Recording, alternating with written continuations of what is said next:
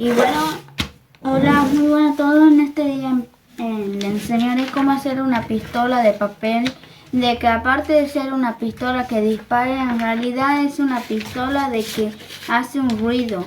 Después dejaré una muestra de cómo hace el ruido.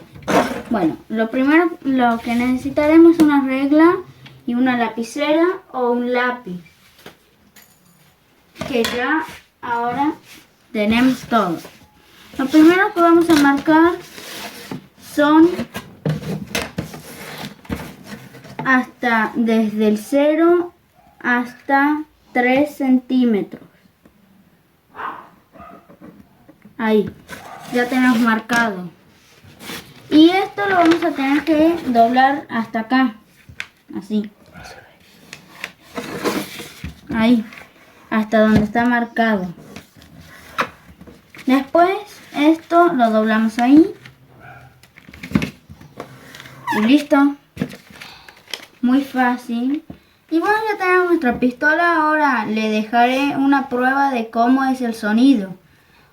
O bueno, mostraré acá. No siempre funciona. Hay veces de que no, hay veces que sí. ¿Ves? Así es el sonido. A ver, lo volveré a hacer.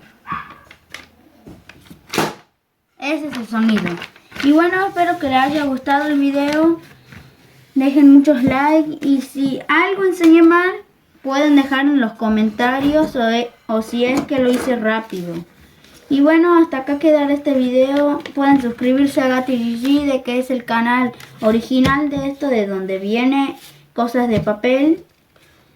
Y bueno, hasta acá quedará este video. Chao. Bueno, acá están los sonidos de prueba que yo dije que iban a ver. Bueno, escuchen. Ahora hago otro. Y bueno, si es que ya lo hacen, esto se lo arma así, como se lo hacía. Y bueno, volvemos a hacer otro más. Bueno, este sale un poquito más. Como siempre, como dije, no todo funciona. Y bueno, estos eran los sonidos de prueba. Ahí pueden ver de que sí suena esta pistola.